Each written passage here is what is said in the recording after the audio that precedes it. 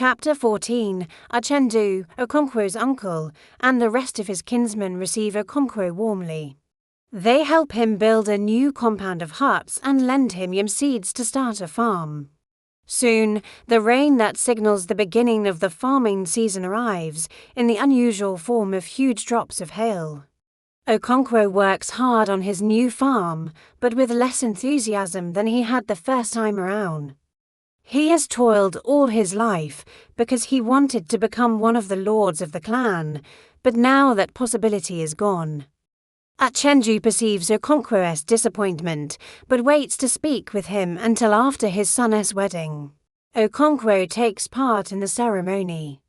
The following day, Uchendu gathers together his entire family, including Okonkwo. He points out that one of the most common names they give is Nika, meaning mother is supreme. A man belongs to his fatherland and stays there when life is good, but he seeks refuge in his motherland when life is bitter and harsh. Uchendu uses the analogy of children, who belong to their fathers, but seek refuge in their mothers' huts when their fathers beat them. Uchendu advises Okonkwo to receive the comfort of the motherland gratefully. He reminds Okonkwo that many have been worse off. Uchendu himself has lost all but one of his 6 wives and buried 22 children. Even so, Uchendu tells Okonkwo, "I did not hang myself, and I am still alive." Chapter 15. During the 2nd year of Okonkwo's exile, Obirika brings several bags of cowries to Okonkwo. He also brings bad news. A village named Abame has been destroyed. It seems that a white man arrived in Abame on an iron horse, which we find out later is a bicycle during the planting season. The village elders consulted their oracle, which prophesied that the white man would be followed by others, who would bring destruction to Abame. The villagers killed the white man and tied his bicycle to their sacred tree to prevent it from getting away and telling the white man as friends. A while later, a group of white men discovered the bicycle and guessed their comrade's fate. Weeks later, a group of men surrounded Abame's market and destroyed almost everybody in the village. Uchendu asks Obirika what the first white man said to the villagers. Obirika replies that he said nothing, or rather, he said things that the villagers did not understand. Uchendu declares that Abame was foolish to kill a man who said nothing. Okonkwo agrees that the villagers were fools, but he believes that they should have heeded the oracle's warning and armed themselves. The reason for Obirika's visit, and for the bags of cowries that he brings Okonkwo, is business. Obirika has been selling the biggest of Okonkwo's yams and also some of his seed yams. He has given others to sharecroppers for planting. He plans to continue to bring Okonkwo the money from his yams until Okonkwo returns to Agado. Chapter 16. 2 years after his first visit and 3 years after Okonkwo's exile, Obirika returns to Mbanta. He has decided to visit Okonkwo because he has seen Moi with some of the Christian missionaries who have arrived. Most of the other converts, Obirika finds, have been Afulfu, men who hold no status and are generally ignored by the clan. Okonkwo will not talk about Moi, but Moi's mother tells Obirika some of the story. The narrator tells the story of Moi's conversion. 6 missionaries, headed by a white man, travel to Mbanta. The white man speaks to the village through an interpreter, who, we learn later, is named Kiago. The interpreter's dialect incites mirthful laughter, because he always uses Umuofia word for my buttocks when he means myself. He tells the villagers that they are all brothers and sons of God. He accuses them of worshipping false gods of wood and stone. The missionaries have come, he tells his audience, to persuade the villagers to leave their false gods and accept the one true God. The villagers, however, do not understand how the Holy Trinity can be accepted as one God. They also cannot see how God can have a son and not a wife. Many of them laugh and leave after the interpreter asserts that Umuofia gods are incapable of doing any harm. The missionaries then burst into evangelical song. Okonkwo thinks that these newcomers must be insane, but Moi is instantly captivated. The poetry of the new religion seems to answer his questions about the deaths of Ikemefuna and the twin newborns, soothing him like the drops of frozen rain melting on the dry palate. All right. Let us begin our analysis of chapters 14 through 16. Though it might seem as if the focus of this novel is solely on the influence of colonialism on the Igbo culture of Umuofia, Things Fall Apart shows us that change is inevitable and inescapable, and that it occurs whether we welcome it or not. Okonkwo's exile forces him into his motherland. He doesn't deal well with his misfortune, because he is so intent on being as successful and influential as his father was poor and powerless. His initial lack of gratitude toward his mother's kinsmen is a transgression of Igbo cultural values. His exile also upsets him because it forces him to spend time in a womanly place. He remains unwilling to admit to, or come to terms with, the feminine side of his personality. Anoka's words regarding the bitterness of failing alone are important considering Okonkwo's present situation. Like Anoka, Achenju reminds Okonkwo that he does not suffer alone. Achenju laments the loss of 5 of his wives, openly expressing his strong attachment to the women who have shared his life and borne his children. He mentions that his remaining wife is a young girl who does not know her left from her right. Youth, beauty, and sexual attractiveness are not the only things one should value in a wife, he argues. Achenju also values wisdom, intelligence, and experience in a wife. Each and every death has caused him pain. Although we would not know it from Okonkwo, a father grieves for lost children just as a mother does. The introduction of the European missionaries is not presented as a tragic event, it even contains some comical elements. The villagers, for example, mock the interpreter's dialect. They neither perceive the missionaries as a threat nor react violently like the village of Abame, even though the missionaries call their gods false outright. And the missionaries do not forcibly thrust Christianity on the villagers, considering the emphasis that the Igbo place on careful thought before violent action. Okonkwo's belief that the people of Abame should have armed themselves and killed the white men reflects a rash, violent nature that seems to clash with fundamental Igbo values. Throughout Things Fall Apart, Igbo customs and social institutions emphasize the wisdom of seeking a peaceful solution to conflict before a violent solution. Achenju voices this social value when he states that the killing of the first white man was foolish, for the villagers of Abame did not even know what the man's intentions were. Throughout the novel, Achebe uses images of dryness and aridity to show the spiritual condition of the characters as well as the social and political climate of the time period. In this chapter, the emphasis on rain and fertility serves to highlight the differences between Banta and Umuofia. For example, Achenju remarks that it has not rained in 7 moons. Later in the chapter, he describes the rain that finally falls as good Kolu rain. When the rain actually comes, it is not the gentle showers that the villagers hoped for, but hail. However, they do not complain.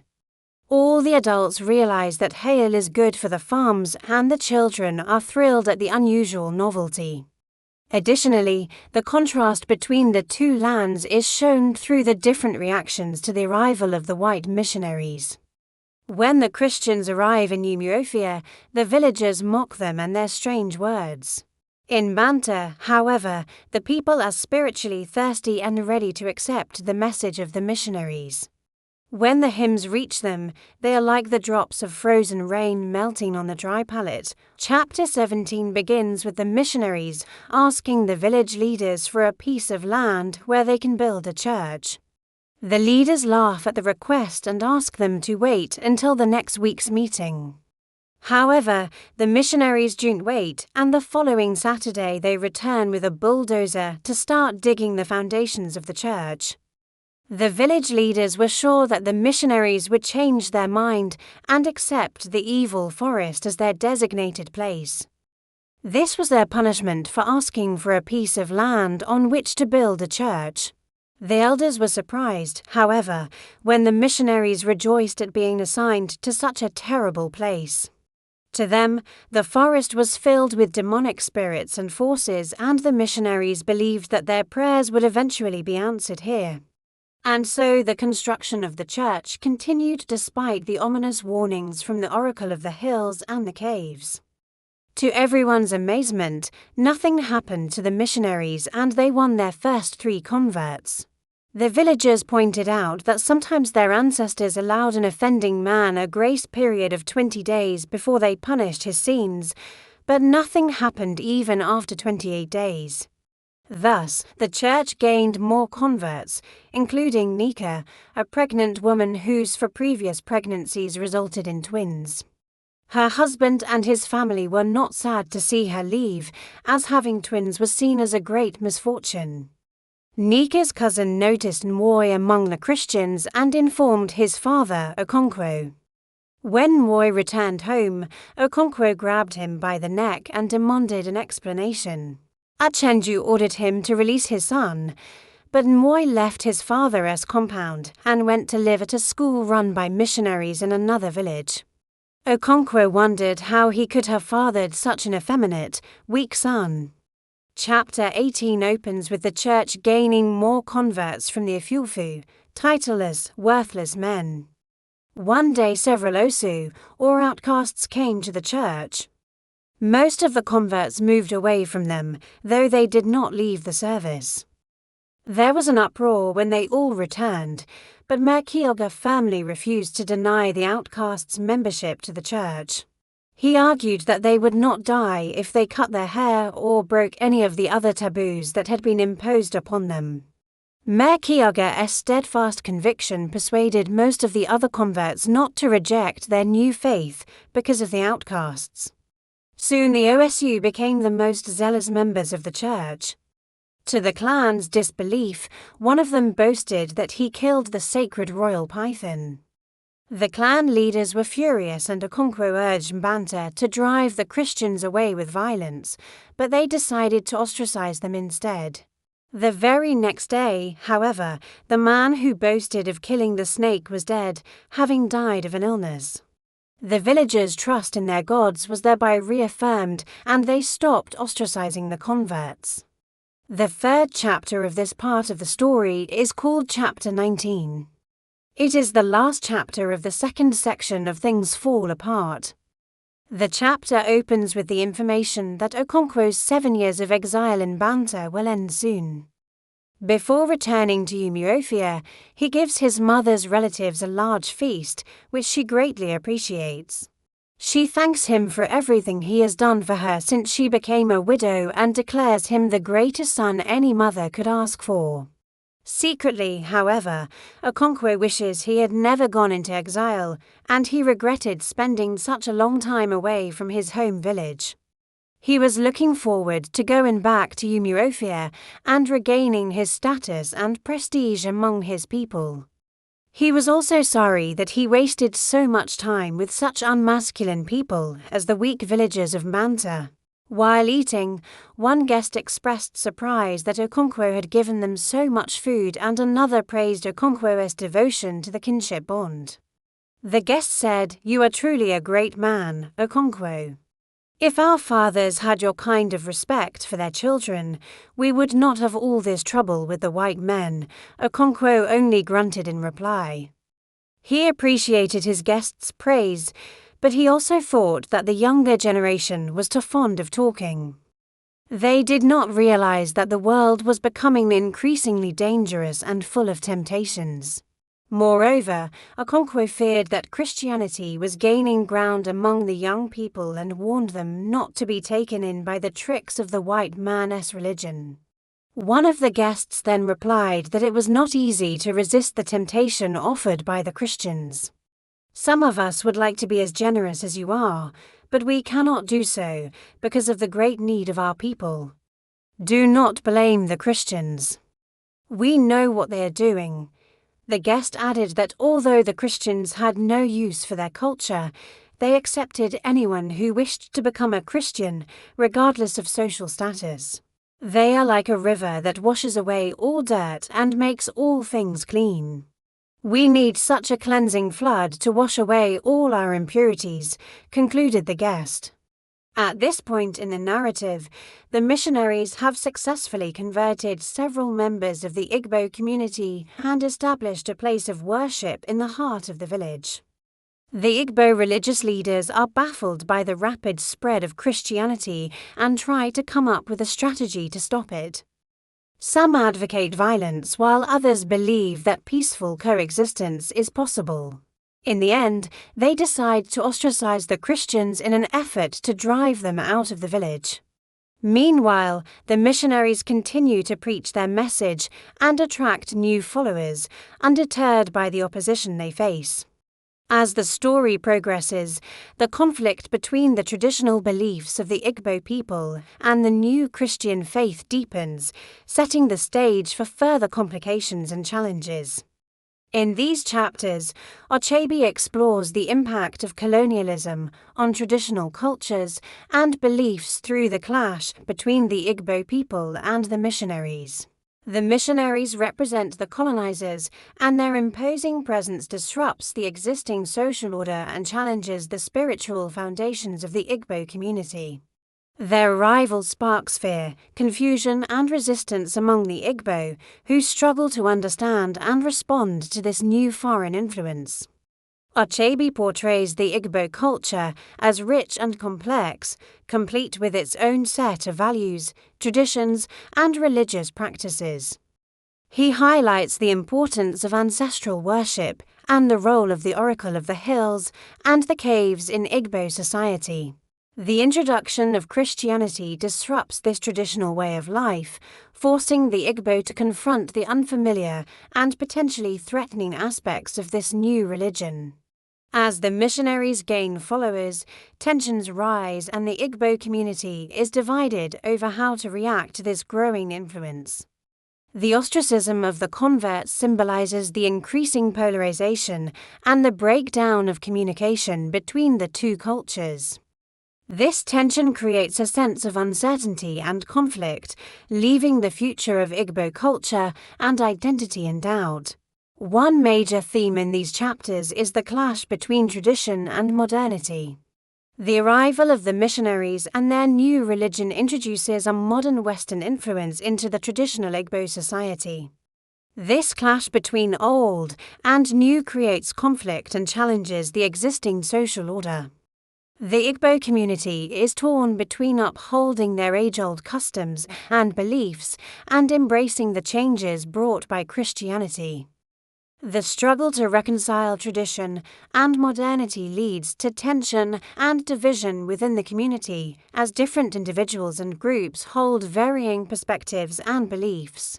The missionaries symbolize the forces of modernity, while the Igbo elders and religious leaders represent the preservation of tradition. Their contrasting viewpoints highlight the challenges and complexities of navigating cultural change and the impact of external influences on indigenous societies. The story underscores the significance of understanding and respecting different cultures and beliefs in a world that is increasingly interconnected and diverse. The Igbo people's encounter with Christianity serves as a reminder of the importance of cultural preservation and the need for tolerance and understanding in the face of religious and societal differences. If you enjoyed this video and found it useful or interesting, please consider subscribing to my channel to get notified of new videos.